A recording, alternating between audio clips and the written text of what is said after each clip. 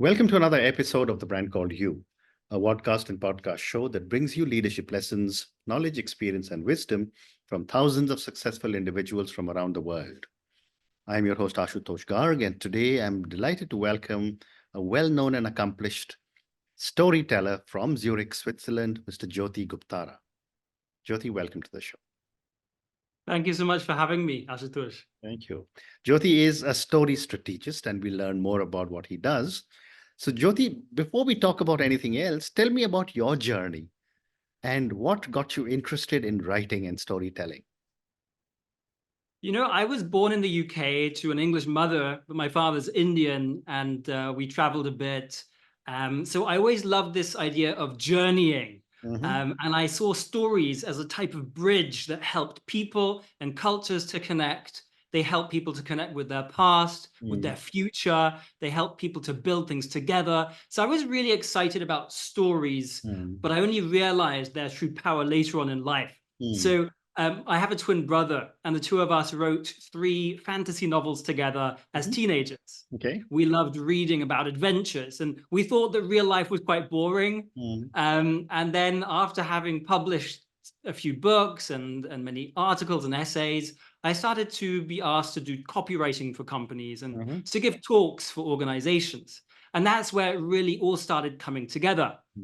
Even the book readings that we would do helped me to understand how truly interdisciplinary stories were. Because I realized that when you have an audience of teenagers, they may not like to read these days, unfortunately, but teachers were amazed when I could tell the story behind the books. And I had 12-year-olds buying our entire fantasy trilogy of 2,000 pages who had never read a book in their lives before. So that really opened my eyes to the power of stories to sell an idea as well as a product. Incredible, incredible. And Jyoti, what is the essence of storytelling in a corporate setting? And how do corporate and other stories differ? I think that's an important distinction to make, Ashutosh, because these days people are talking a lot about stories and storytelling, which is why I titled my book, Business Storytelling from Hype to Hack. There's a lot of hype around stories because we understand how powerful they are and how much we need them.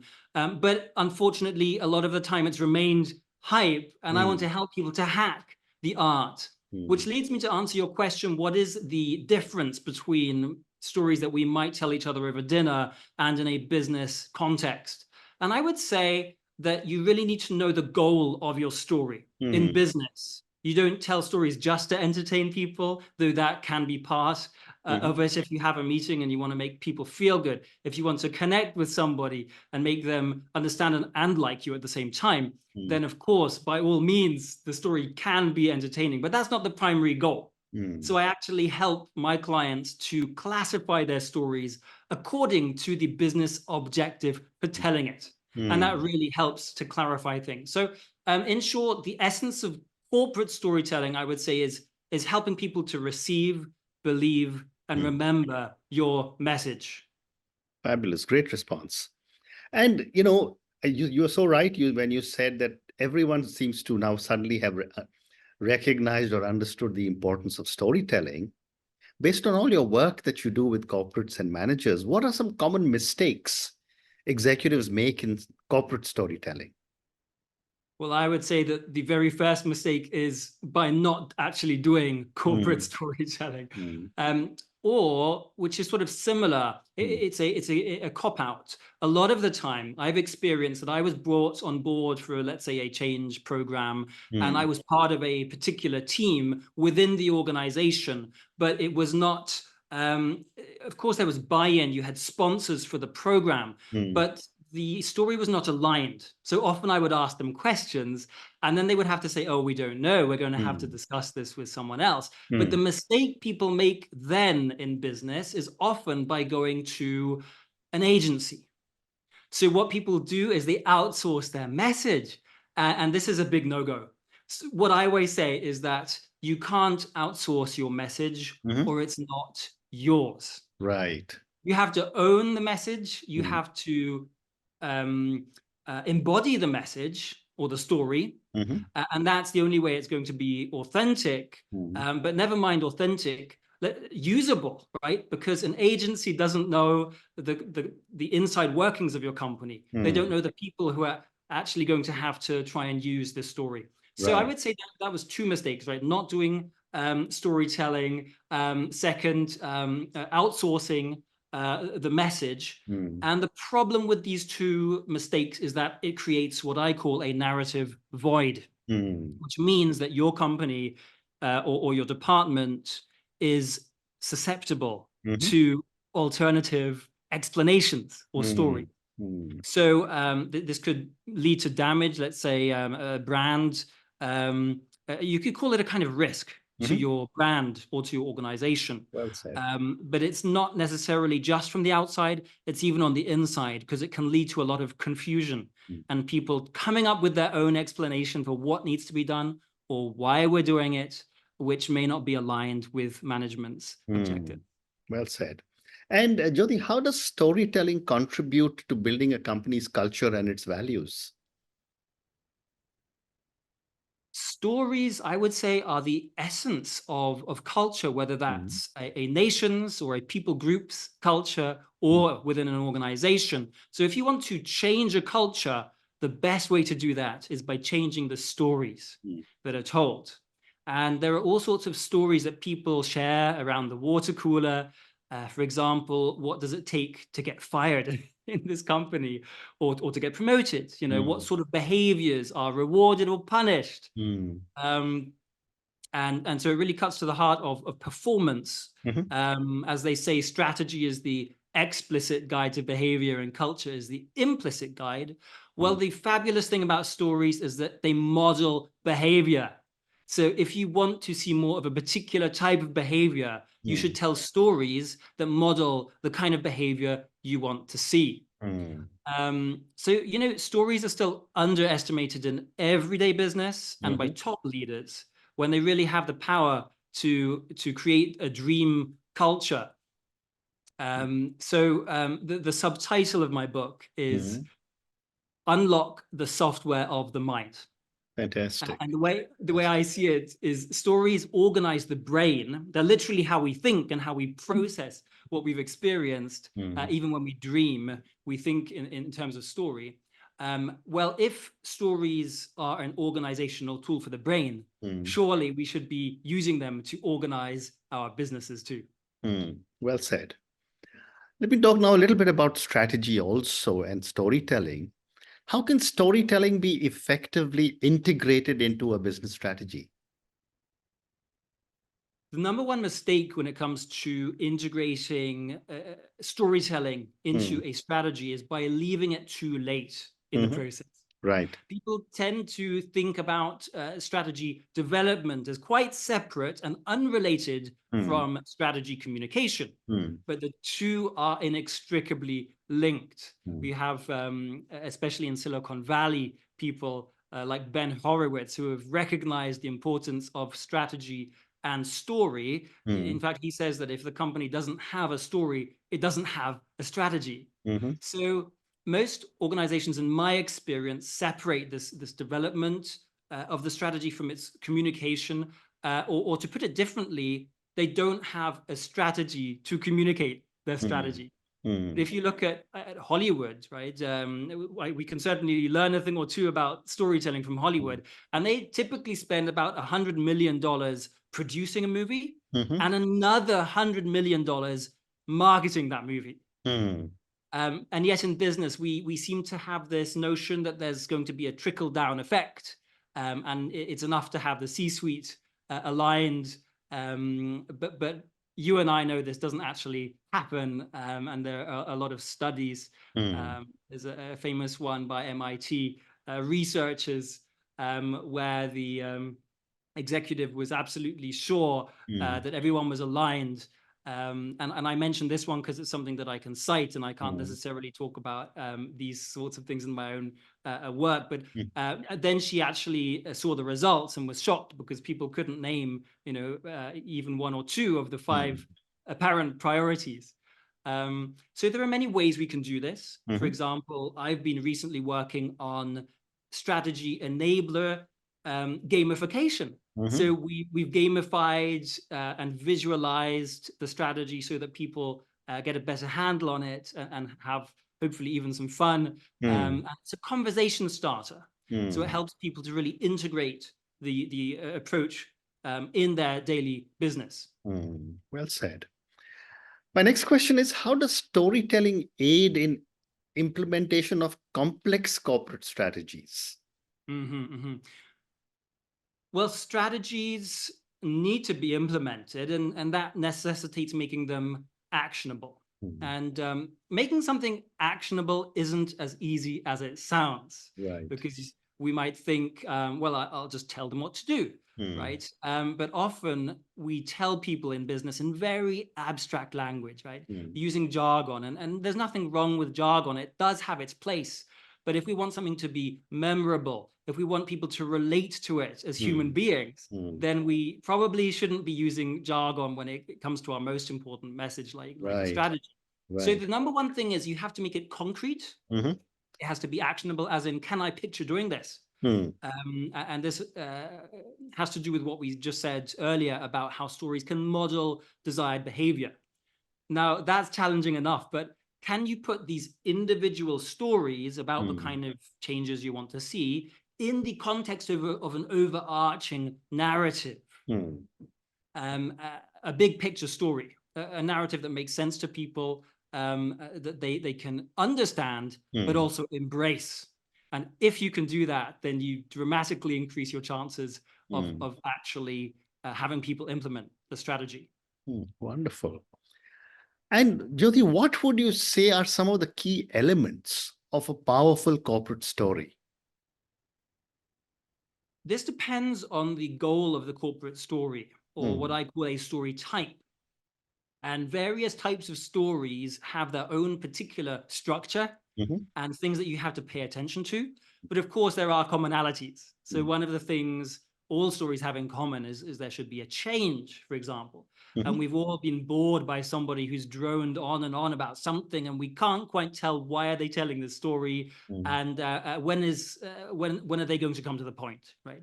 So helping, knowing the objective for any particular story that we want to tell in business helps us to clarify what we put in and what we leave out in terms of the content.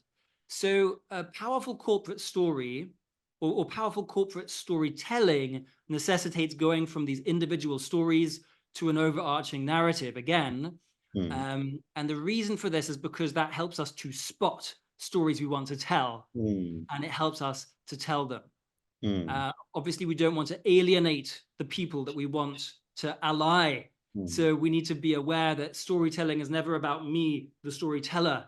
It's always about the audience. And if we bear in mind that a story should be in service of the people who are hearing the story, that helps to avoid a lot of problems. Well said. You know, when I was preparing to chat with you, I came across this interesting term, which is story DNA. And, I was, my interest was, I got very interested in wanting to find out from you that what is the concept of story DNA and how is it relevant for business growth? That's a great question. I love this term too, Ashutosh, and actually talk about organizational DNA, and that stories are what write or replicate this DNA. It's sort of like you have a scientific background yourself as well, so you understand this process. And because of COVID and vaccines and so on, there's been a lot of discussion about RNA, messenger RNA as well. So I would say that stories are like the messenger RNA that copy paste across the organization, inside and outside of the organization, who we are, what we're all about, what we do and why we do it. And that's really organizational DNA. And this is often lost. You see this in large organizations. You see this in scale-ups, for example. I've worked a lot with startups as well. And often you'll have a small team, highly focused, highly united, and then they have to hire all these new people, and the onboarding is rushed because they're building this very quickly growing company. So there's actually a real danger of scaling too quickly. But the thing that can prevent premature or too fast scaling, can make it sustainable, Mm. is actually by having your story DNA clear. And this Right. involves having it set down in writing, but being able to explain it to people, because a Mm. culture really lives from the oral storytelling. Mm. Thank you. And what would you say is the relationship between storytelling and brand identity? When it comes to brand identity, then storytelling is the means of Mm. branding. Now, your brand has hard elements such as the logo, corporate identity, but there are also soft elements to branding which tend Mm. to be neglected. And that's where the storytelling comes in. Now, obviously, there's something like brand voice, Mhm. which will affect how you tell your stories and which stories you tell, and the tone.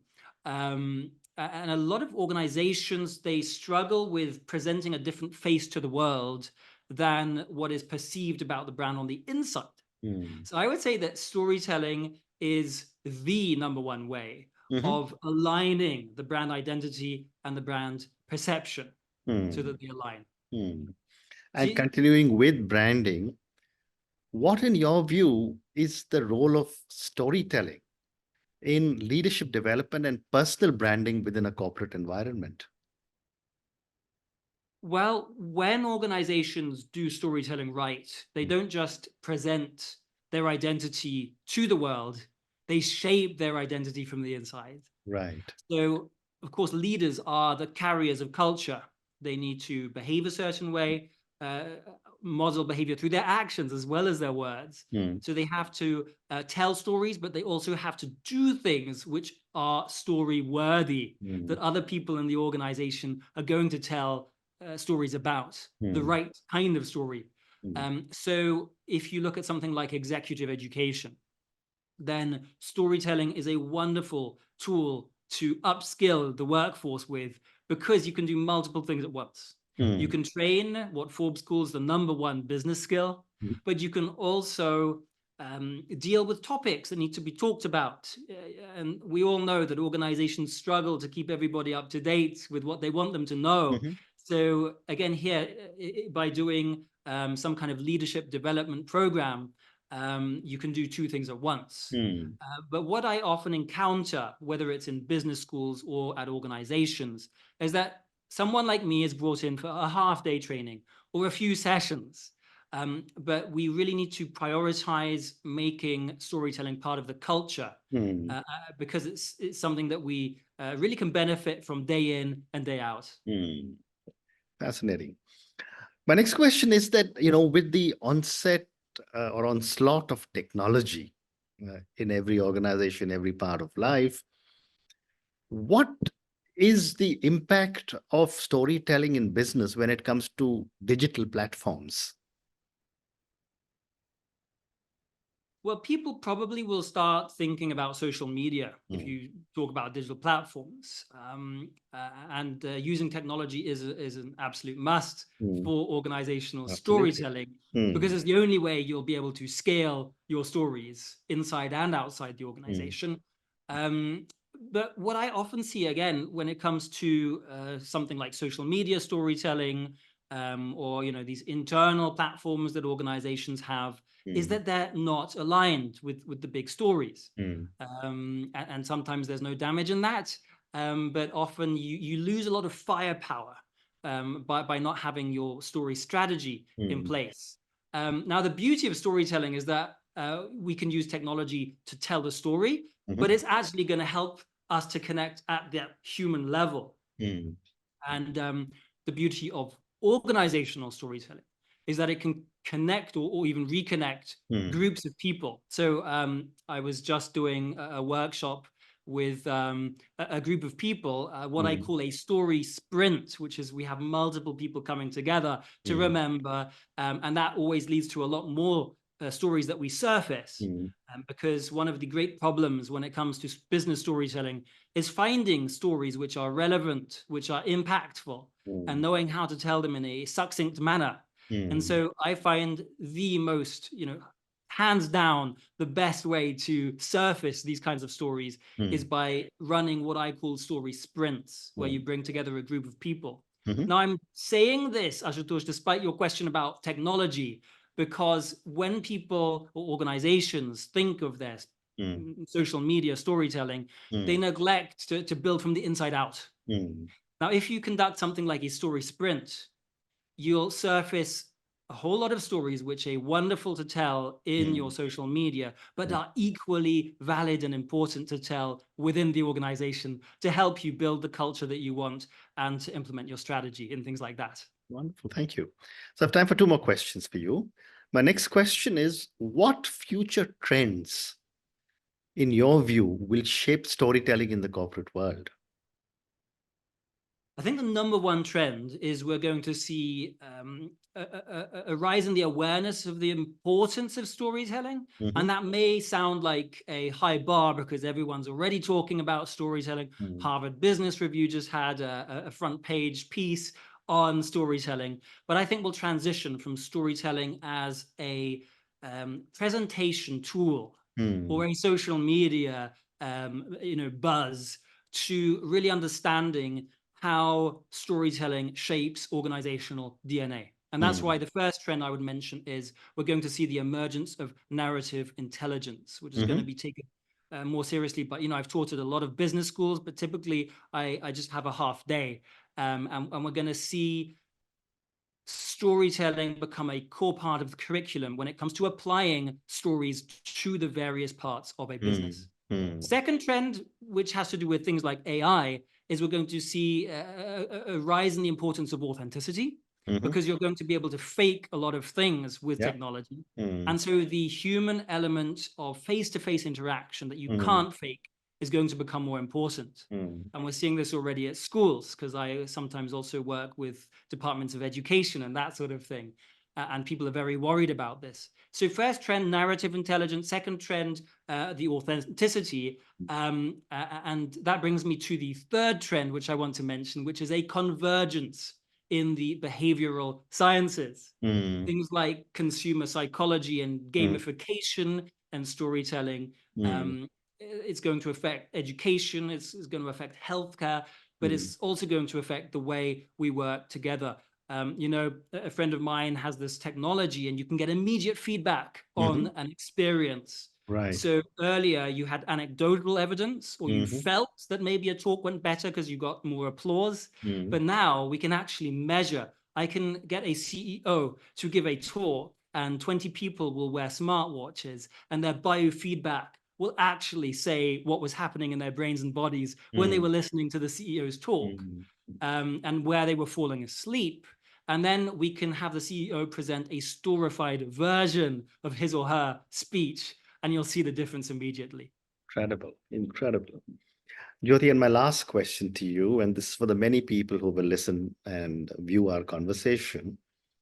Based on your understanding of storytelling and the importance storytelling now has in the corporate world, what would you say are three lessons you would want a lot of our young viewers and listeners who may be starting off on the corporate world to keep at the back of their mind when it comes to storytelling and branding and personal branding?